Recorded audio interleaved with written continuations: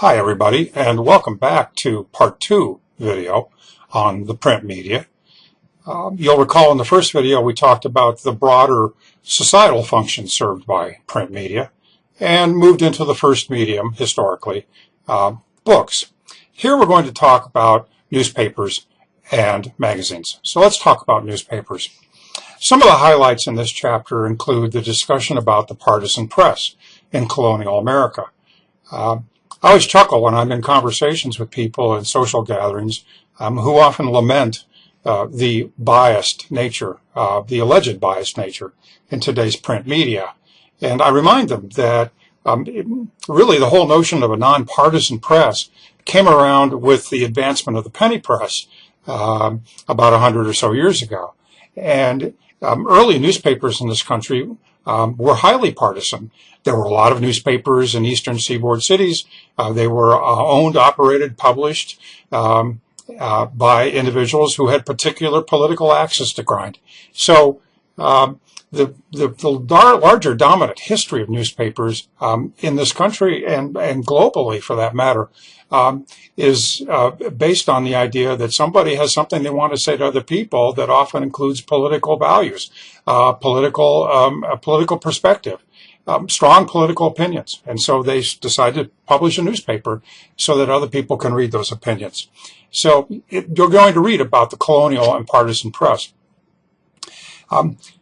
Editorial content in newspapers changed along with the development of the Industrial Revolution, the movement of immigrant cultures into major metropolitan areas from foreign countries, the migration of agrarian cultures and people moving off of farms into cities. And newspaper publishers saw an opportunity to develop a market. And as a result, their editorial content, their political content tended to be more objective. They would often have wild, fantastical features in an effort to increase loyalty and readership for papers.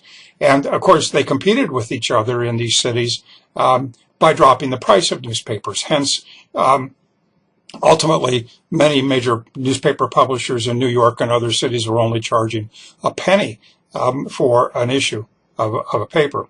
So the penny press represents the advent of what some have come to call the golden age of newspapers. Newspaper chains are also something that you're going to read about. Over time, newspaper publishers discovered that it was economical to buy up more than one newspaper. And we'll talk about another feature of chain newspapers in a moment. But newspapers weren't always owned and operated by across the country by one or two single owners. They were owned by individuals in those cities. And because of the economies of scale, it was just cheaper to basically be able to produce more than one newspaper because you were often sharing content across those newspapers. And I'll talk more about that in a moment.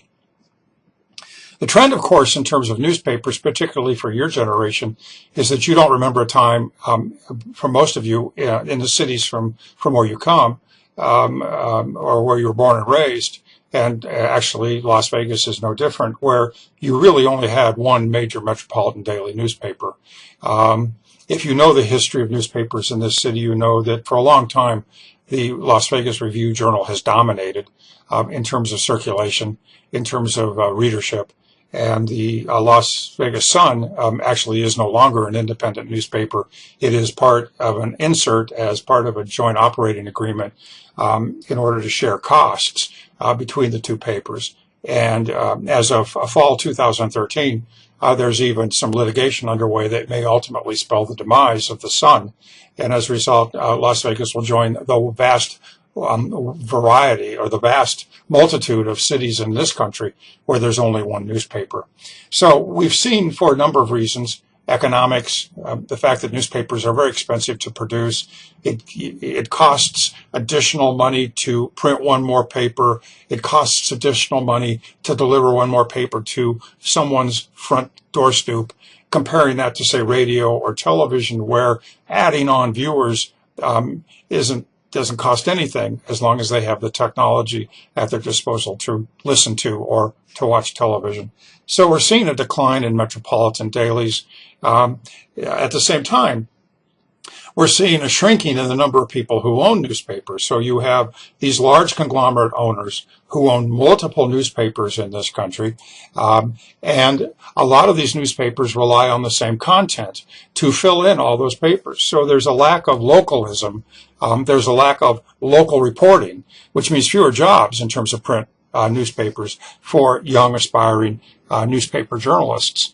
It just makes sense economically that I dump a lot of wire copy from the Associated Press or from the New York Times into my newspapers across the country, and that cuts down on costs for local personnel. So some say that newspapers are a dying industry, and I would have to agree with that statement, particularly when it comes to the idea of a physical paper and a metropolitan daily that contains a lot of news and information for a broad-based population.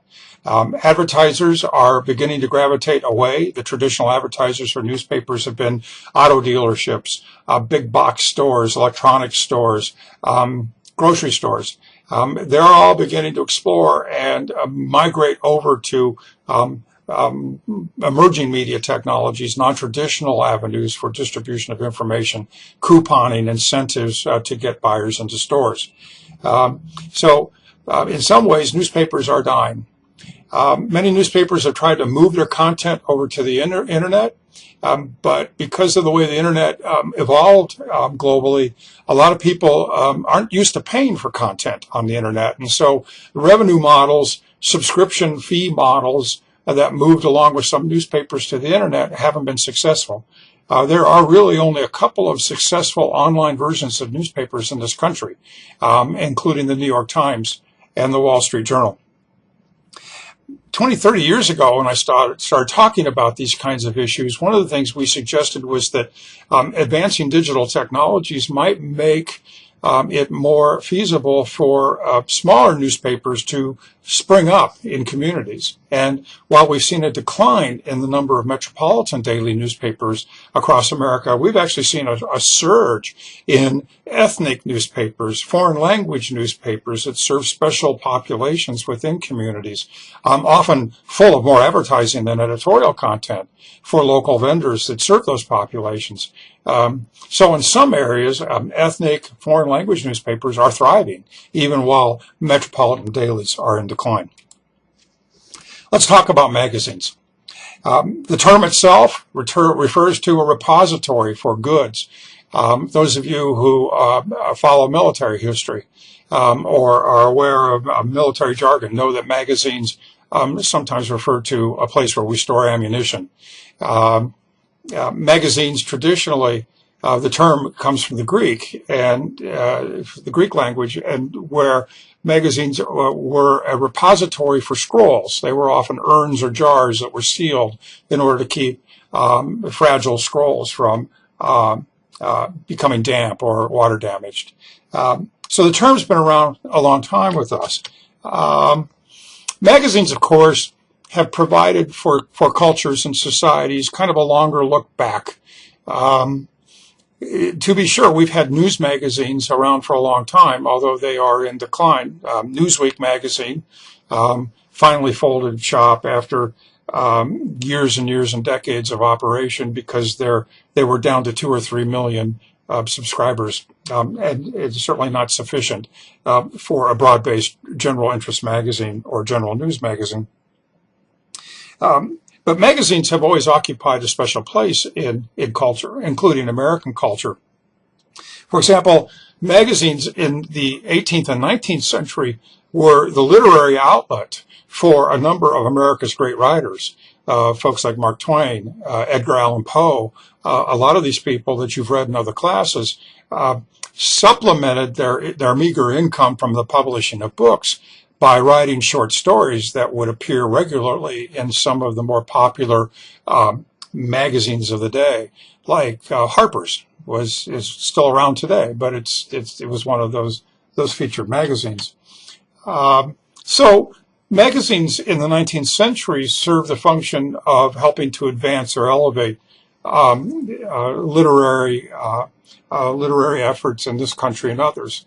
and help advance things like literary criticism and commentary about world events and what was going on. Kind of a longer looks back function in terms of this particular print vehicle. About 110 years ago, because of the development of photography, we began to see in this country photojournalism magazines. You may still see some of these occasionally as special issues that appear on the magazine stands at the checkout aisles in grocery stores. The names of these magazines include some like Life and Look and Saturday Evening Post. Remember, 100 years ago, we didn't have television. We really didn't have good photographic reproduction in newspapers. But we began to see black and white photos that were documenting world events. And so these large tabloid type news magazines, these were weekly magazines, were appearing as subscriptions in people's mailboxes, and they could open these and follow global events, pictures that were being taken from the Spanish-American War, or from exotic locales in Japan or whatever. And so around 1900, we began to see the emergence of a career path for some people called photojournalism. And this was a very, very strong and important function in America, providing kind of visual pictures about events in the world for over 50 years. And of course, as television came in, it took the place of that. And that spelled the demise of these so-called general interest magazines and this whole venue for photojournalism. With the advent of television and with the development of genre-based radio, something we'll talk about when we get into the radio module for the semester, general interest magazines or magazine publishers said, hey, we've got to do something here in order to continue to survive. And so they developed the idea of, well, why don't we develop specialty areas and just focus our editorial content on those specialty areas, interests that people have. And that way we can attract advertisers and guarantee that we're going to deliver people who are already predisposed to think favorably about their products and services. So think about if you have any of your own magazine subscriptions, chances are they're very specialized. You may have hobbies that you enjoy, and you receive one or more magazines that are devoted to that particular interest. Some of us are engaged in recreational sports. I like to fly fish. And so there are fly fishing magazines. There are numerous fly fishing magazines that are developed or that parse out, if you will, subspecialties in terms of people's interest in those fields. There are news magazines, hobby magazines, lifestyle magazines, fashion magazines, all that carve out a particular socio-demographic level, an ethnic group, a gender group. And these are important vehicles for delivering advertising messages to an already predisposed audience who might want to buy these goods and services. So we've seen a shift away from general interest to special interest publications, primarily to serve advertisers. Magazines are extremely expensive. Magazine startup costs are prohibitive. I don't remember what the statistic is, but more than one out of every two magazine starts ends up an abysmal failure within a year. Magazines are extremely expensive to produce. That paper is expensive. That color ink is expensive. Yet advertisers like magazines for the reasons I discussed. And so if you launch a successful magazine and you have an advertiser base, you can do quite well in this business. So those are some of the things I want you to consider as you go on and read this chapter about the print media, keeping in mind those critical criteria that you expose yourself to in your readings in Chapter 2. We'll look forward to seeing you in the coming week when we discuss yet another module and a group of media. Thanks for watching.